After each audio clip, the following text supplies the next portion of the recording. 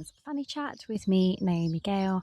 And in today's episode, we're going to talk all things analog. We're going to talk about how we can actually connect to ourselves in our digital world, essentially, is what we're focusing on. So, as you know, as I've been sharing, I record these episodes from my current van life, and we've been traveling around Morocco for the last 3 months. We recently extended our stay, so we are deep back in Morocco by the coast again. I'm recording this sitting on my meditation cushion with some wildflowers around me. There's quite a lot of wind today because we're right by the sea. There's sand dunes in front of me. There's Moroccans wandering around who own the space, so sometimes I might end up stopping for an odd salam. And the children are behind me playing with some sand art that they were just given by some other van lifers before they left with their children. So we're going to deeply go into what I feel has been a bit of a journey for myself over the last few years really, in terms of looking at analog, because we live in a world that's now designed to keep us connected, but yet at the same time we feel more and more disconnected, and it's something that I'm really trying to understand and explore for myself.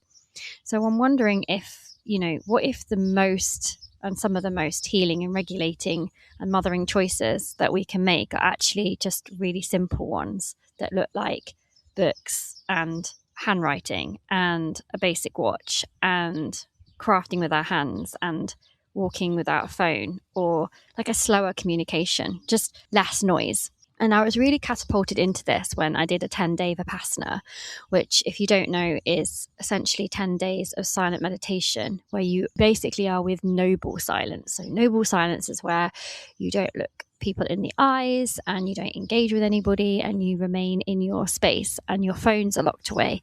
So that was a really beautiful experience that I continue to hold. The idea is that you continue with the meditation outside of it, and I did do that for quite a long time, an hour in the morning and an hour at night. But what happened was that just simply slipped. But now I'm left with the tools of what meditation actually can be, because I think that meditation can feel quite far-fetched for some people, especially those who are in a really busy environment. So I really do have those tools and take those tools. And one day I'd like to think that perhaps in my season where I'm not mothering as intensely, I'll be able to return to that meditation, because that doesn't involve quite a lot of time. So when I left the Vipassana, I felt like at the time it hadn't really done much, but when I came back into the world, it had done everything and shifted everything. So I'm going to talk about a couple of choices that I made and how that still didn't help and how I'm still on this journey. I really want to talk about how this analog living that you see everywhere, like it's on Pinterest, it's all over Substack, like the Substackers love an analog chat. That's because they want to feel deeply nourished, and analog is the way to do that. So for our sense of self and for our rooted feminine body wisdom, we need this like slower pace. We need this analog, but this analog has to develop, has to be in a way that feels really nourishing, and it has to be done in a way that is done gently over time, because that in itself can be challenging. Just to be like, well, now I'm like cutting myself off isn't the answer either. So I don't mean just old-fashioned tools when I refer to analog. When I refer to analog, technically, analog is about transmitting through waves. Like the digital is through ones and zeros. For me, analog is like less distraction of my attention, it is like extracting my attention from myself sometimes, less algorithm, like the algorithm deciding what I see, less urgency, more rhythm, just more embodiment, a slower pace, but without it being too slow, giving me more choice and more connection to life that actually exists around us. But the thing about analog is it actually asks something of us, as always. There's always like something that it's asking of us, and it's asking for us to have more patience, more presence and more participation, which is actually getting harder and harder as the digital world expands, as AI comes into play.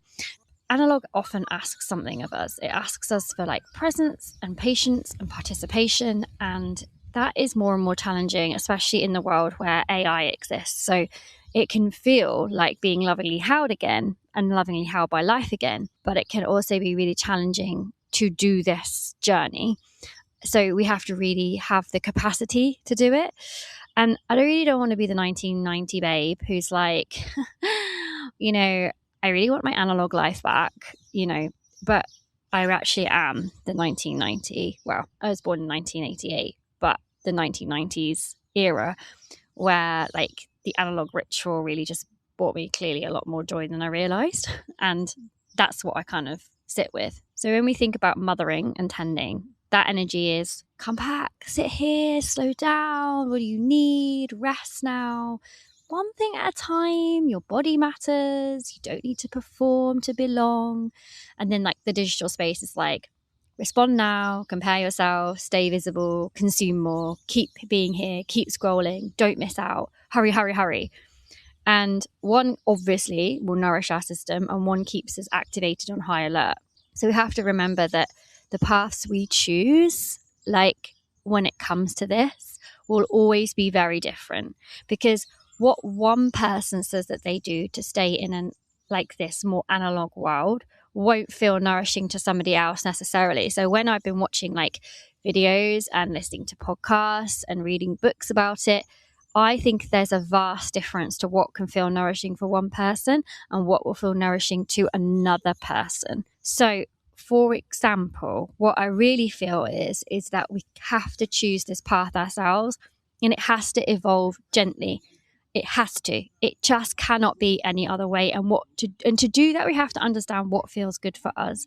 And that in itself is a journey, especially when I've sat with clients many, many times and they've often said, hey, I don't actually know what joy feels like for me. So how can we be expected to start disconnecting from this digital space that clearly isn't nourishing us, but understand that it's not nourishing us, and understanding where we can go to feel nourished when we connect with our friend, or when we see the metrics that actually does something for our system that we actually need and rely on right now. So really we have to think about what it looks like for us, and we need to have real honesty about that and be really honest with ourselves when it comes to this exploration over time. So watches is a really good example of this. Like, I've realized that I thought having a digital watch on my wrist and being able to just like go for a jog and go out the house without my phone would actually give me something really regulating.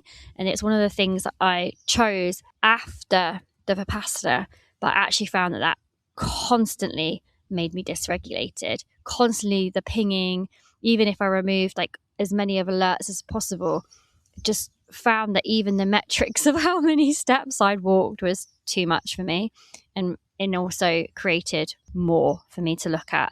So switching to a basic Swatch watch has changed something. Means I don't have to get my phone out to look at the time, but it also means I don't have to have the digital watch. So the other thing that I explored is a flip phone, because I really wanted simplicity, and I've gone into a lot of detail about the flip phone. And the flip phone was something that came to me as a result of wanting to step away from my iPhone and using my iPhone for work so that it could go away. And then if I wanted to go out, I could have my flip phone. Because the one thing that Ali, my husband, finds really challenging is if I leave without my phone. He can't deal with the whole, why are you leaving without your phone, just in case I need to contact you. Whereas I'm like, who needs a phone?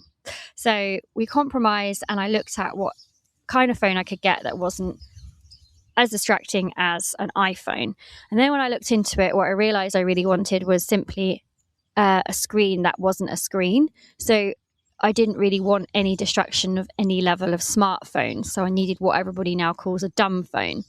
I wanted to go back to the 1990s flip phone. But then on the market, there are very, very few of those. So I ended up getting a Nokia flip phone. Cost me like £40. But the simplicity of it also comes with a lot of complications in this world, because if you listen to music, you would have to literally upload music from CDs. Now, Ali had a lot of CDs, but I don't have the capacity, so this is what I don't find nourishing, to upload music, to upload it to my phone, to listen to certain albums. I also do love the functionality of Spotify.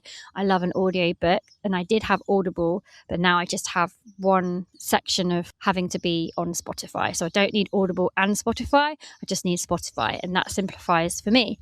So obviously a flip phone doesn't have Spotify, it doesn't have the web browser, And it also doesn't have maps, really. I mean, it has a level of maps, but not ideal maps. And in this world, we are now gifted with maps. So when I'm driving, I use maps. And, back in the day, they would have used a paper map, but now we don't have to do that. So I'm like, that feels more nourishing to not have to do a paper map. Although I still have paper maps of like the countries that we've been going to with the van. And I find that an incredible gift. But day-to-day driving, I like using Waze as an app because it tells me where the police are, it tells me what the speed limits are, and it gives clearer instructions on roads that are not familiar to me. Okay, so then the flip phone doesn't work for that. The other thing the flip phone doesn't do is, because we are now connected, you really would have to disconnect from the two-factor authentication on the apps. It will text you that sometimes, and that goes to the flip phone, which doesn't work, or it says like, open this app, and obviously it doesn't have an app on you wouldn't have the app on the phone. So if you were to truly get rid of your iPhone, it becomes challenging. Also for me, I use Monzo. Monzo is my main bank, so that's very app orientated. So there are always going to be limitations for the flip phone, which caused actually quite a lot of chaos for me. And so I'm trying to understand now how to unpick it. And I'd have to go into more details about whether I could use Monzo outside of the app. I'm not sure. It's not something I've actually ever looked into. I've only recently moved to Monzo since doing this journey with the van, and being able to get out of overdrafts. So I then just had Monzo. And the other thing is, like, you'd have to turn off your two-factor authentication, and you'd have to do it another way, which is fine because you can do it with a phone call. But it's just all these little things that add up long term. So what I'm thinking about is, again, like how I have to still have access to my iPhone at times, which is really annoying. But it's all about being less distracted in our distractible world.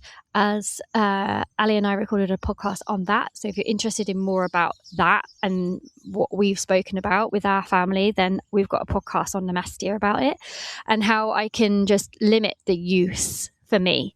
And if I go out and about, I don't want my iPhone with me, so I can take my flip phone, which has been over times really nice. Then what I got was a basic Samsung, because I can't use Samsung and I don't want to understand how to use Samsung. So it's really great because then I literally only managed to open the Spotify app on Samsung, and I don't do anything more than that. And I can also open maps on Samsung if I need to. So if I go out, then I'd have the Samsung, which has no other functionality to it, and be able to use the Spotify, and so I can still listen to audiobooks or podcasts or whatever. And then I have my flip phone if somebody needs to contact me or I need to contact somebody in an urgent situation. So that's what's worked for me. But I still think there's something in it. And I read a post recently on someone who truly deeply has switched, they say, to their flip phone, but the undoing of that took a lot of capacity. And it's interesting to read about how different people's experiences of that kind of unfold, but how actually just limiting it in itself can be really beautiful. I had a Kindle back in the day for reading, for example, and I actually find paper books are more nervous system led for me. When I read paper, I'm not tempted to search for more books. I'm not tempted to switch. I can stay with one book. I can feel the pages, which is something really nourishing. And my nervous system just is like, oh, I'm here. I love going into bookshops as well. And that's something that bookshops and libraries is what I'm missing the most. Libraries, we're all missing a library as we travel.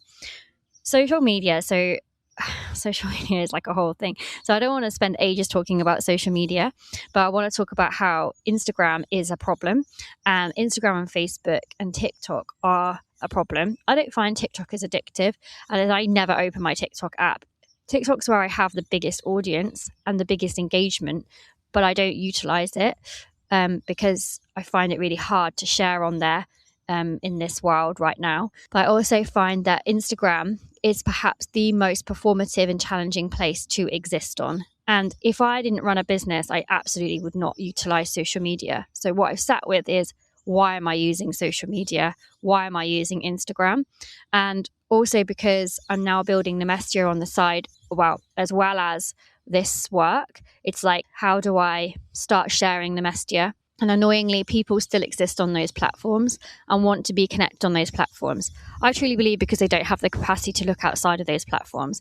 If I say to somebody, hey, have you looked at Substack? They're like, Substack, what? Oh my God, another thing. And I'm like, no, it's a replacement of your Instagram. Replace it.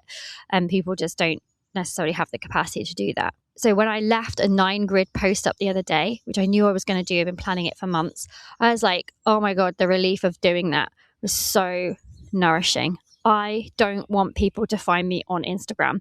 I've kind of got to the point where I'm like, and this is what I'm like with relationships and friendships in general. If you don't want to work at it, if you don't have the depth to go to that level of nourishment that I'm looking for, then there is absolutely no point in this relationship moving forward. That's how brutal I've become about it.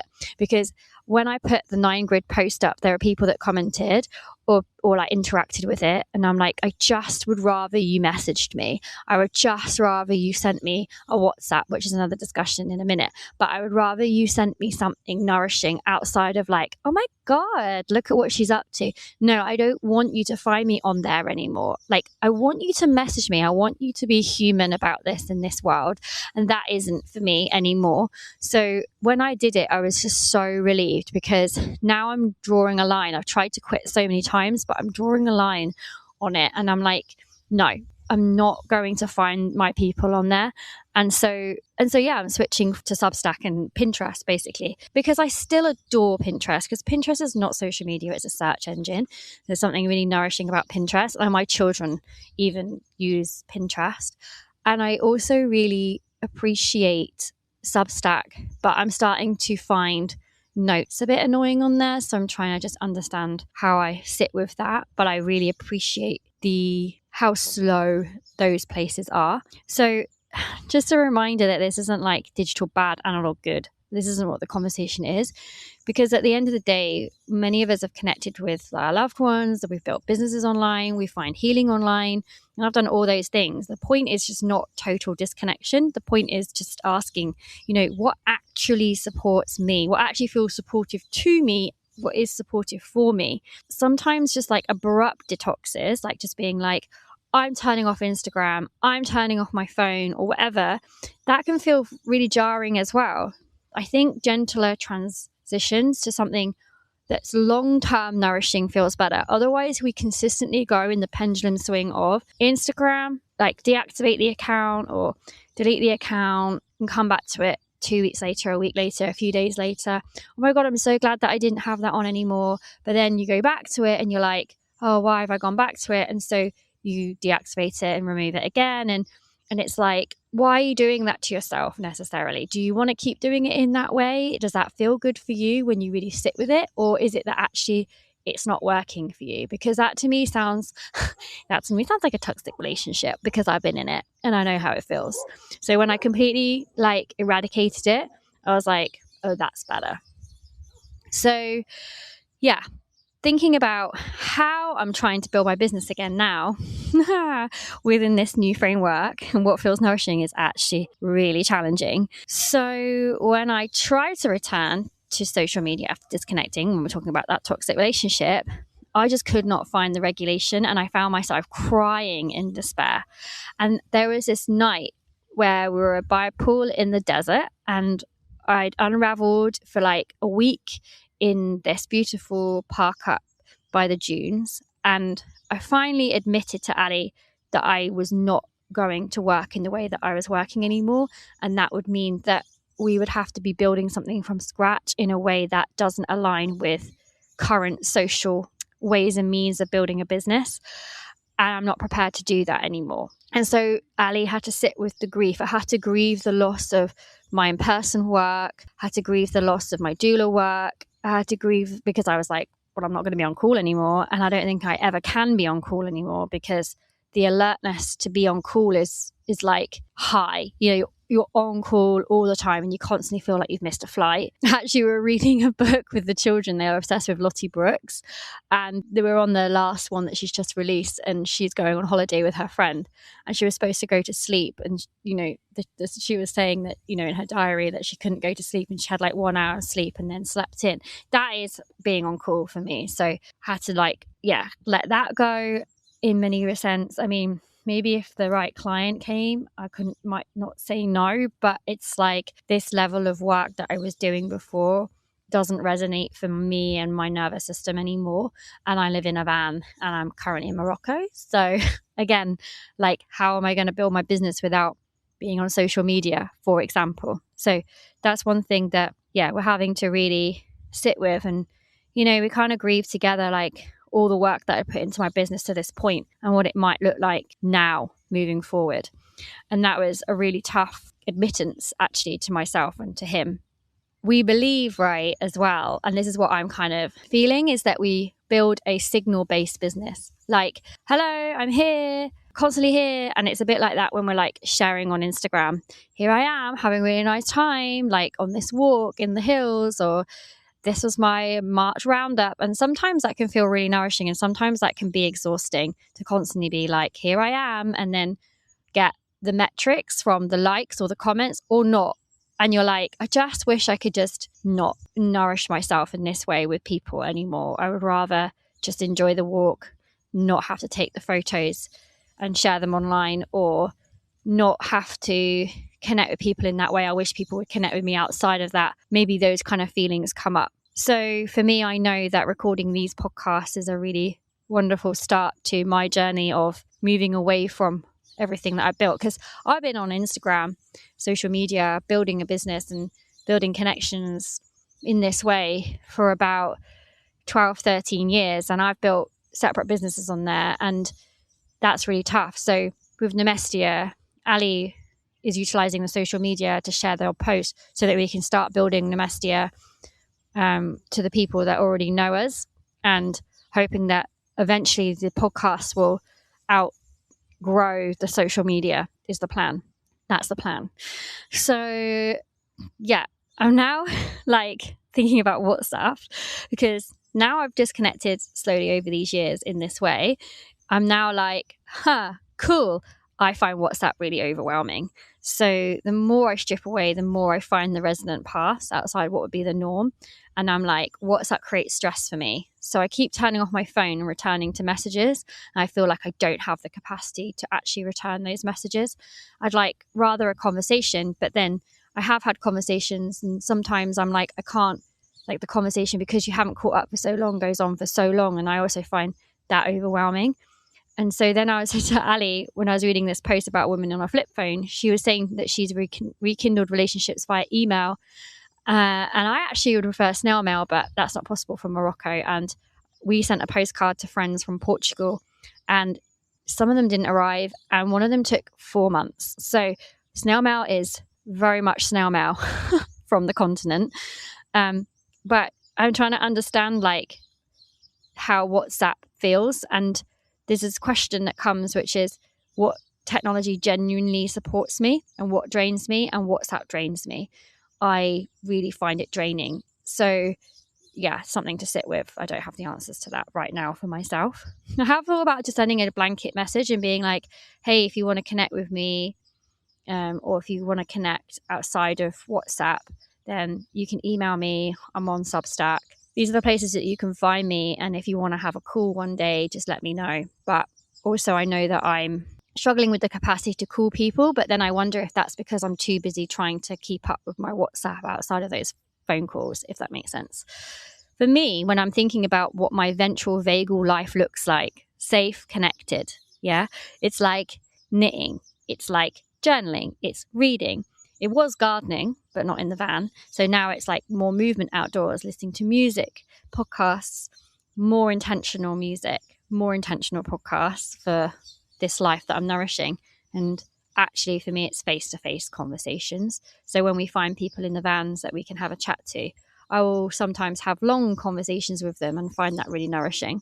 Those activities for me create rhythm, sensory grounding and presence. But then when I'm thinking about my sympathetic responses, so my fight or flight mode is very much endless feeds, urgency, the comparison, fuck me, that's the worst one for me, multitasking, trying to do like multiple platforms or keep up with messages on multiple platforms, being overly stimulated as soon as I'm on those places, notifications trying to be within the algorithms that are feeding me things that I wish they weren't feeding me. And then when I go into dorsal, which is what some people find really challenging, especially clients who work with me on their polyvagal ladder, thinking about their nervous system ladder, it's a difference between the dorsal and the fight or flight for them. So sometimes it can be really hard to kind of feel the difference, but very much for me, it's too much digital.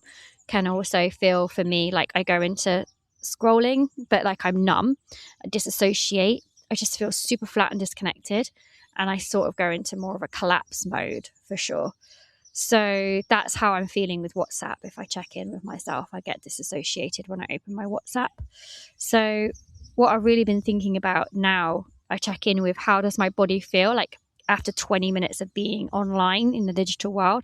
How does my body feel in the different spaces that I'm in? So here is my ladder invitation. So analog practices that we've been speaking about help us move up the ladder and find this like safety connection, the parasympathetic mode. That's gentle sensory regulation. And for the pelvis, this is often where, and this is how I've kind of managed it over the years to understand it, is like we feel the bracing, we feel the vigilance, we feel the pressure, we feel the disconnection from pleasure and instinct. The digital life reinforces these practices, whereas the analog life, and returning to that, supports with the pelvic softening because it invites in less urgency, more grounded attention, more sensation, more internal listening, slower breath, less performance. And so I really think about those words, because when we're really thinking about that, I think that there is a real link here between the pelvis and analog. Like it's intrinsically linked.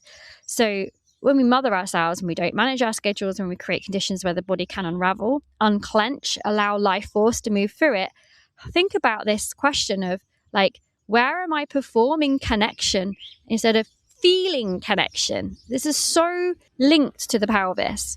Anyway, an invitation is to make one switch at some point, maybe today, tomorrow, next week, over the weekend, whatever it might be. Check in with the sensations that arise in your body during and after when you're making this active switch. So maybe even as you think about the choice, how does it feel, the sensations that arise in the body, to do something more analog? So you don't probably need ideas, but in case these help, because sometimes simplicity can only land in the form of ideas that are simple, and it is simple, but can feel a lot. It might be go out and buy a simple watch, or I actually ordered my Swatch watches from Vinted, highly recommend.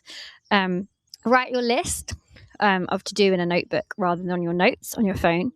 Print directions rather than having your maps on your phone, something that I haven't tried, but I do enjoy using a physical map when in Morocco. Read a paper book if you've been reading a Kindle and you're thinking about making that switch back. Use your hands to do something, like mend something, sew something, crochet something, knit something, draw something. If you're somebody who's always like, I really want to learn to insert, try it, see what happens in the body. Leave your phone. I would say it doesn't mean for an hour. That's not enough. Maybe it is enough for you, but I would say that for me, it's turning off my phone for a whole day is where I really have to sit with the uncomfortability to begin with. Meet a friend in person, but just don't message anything else. Be like, let's meet. When suits you? Let's have a drink. Let's go for a walk. I used to go for a lot of walks and coffees with friends along the seafront in Margate. So it's like, this is the time. This is where works for us. Let's meet. And then if they start opening up conversation, be like, do you know what? I just want to meet. Like, I don't know about you, but I'm just so done with like endless online having to like conversations. Just want to, I love you so much. I just really just want to see you in person and chat. Like, I'm going to tell you about my digital detox in person or something like that. Listen to an album. This is something that Ali has been recently telling me off about. It's like, I think you've got playlist overload on Spotify. And I do think he has a point, because when he put on the XX's album, which is probably something that he really resonates with because it was something that we've always listened to as a couple, he's like, you need to listen to an album. And Spotify makes this really hard. I tried to listen to the Aldous Harding because Aldous Harding is bringing out a new song. I tried to put that on and Spotify would not play the album. I was like trying to quickly click it before we went off driving. And I realized it was just putting on sporadic songs and then switched to the most random ass band that has nothing to do with Aldous Harding at the end of it. I was like, can't cope. My nervous system can't cope with this shit. And so Ali has been managing our drives a bit more with what audio is being played. And so there are my ideas. But really, if you're just realizing that your body is craving a different pace, or you realize that your body is like bracing, your pelvis is bracing, there's, this pelvic floor rooted disconnect. If you've been living like outwardly connected but inwardly disconnected, then this is what this work is. This is what I'm talking to. But I do it through this really beautiful lens of the pelvis. And I think more people need to work with their pelvis because it's a beautiful gift that we are ignoring in these spaces. So I've got this space to return, a space to return to yourself. And within it, we speak of the polyvagal ladder, how we can find these places that feel more nourishing and so on and so forth. So to understand your pelvis, your rooted self, is to understand your nervous system, and it is to soften your survival patterns. It is to reconnect with the wisdom of your body, and it is to learn how to tend to yourself in which the modern ways rarely teaches. And in fact, in a lot of the ways that many people are teaching, a lot of people are ignoring this rooted space. And I really believe in this healing journey is not about adding in more. And that's what I feel like the analog world can feel like. And I want it to feel less like that and more like it's simple and it can be really nourishing in a way that can be, quite frankly, life-changing. I genuinely think that a lot of my journey, my analog journey, has allowed me to be so much more to myself and to those around me, even though I've had to make some challenging decisions with disconnecting in some areas of my life. I think it's allowed me to feel more connected in others in a really wanky way. And so I truly believe in the journey that I've created with the pelvis, which you can find on my website, which I'm recently starting to edit and make it feel even more nourishing for you when you land on my website. So I highly recommend reading about it. So yeah, healing isn't about adding in more. It's not about doing more. This is not where we're at in 2026. It can simply be a notebook. It can be switching off your iPhone, but for longer periods. It can be sending a pigeon with a note. And it just is really a remembrance that you're worthy of choosing who gets access to your energy and when. And that is part of your journey to self, for sure. I'm sending so much love.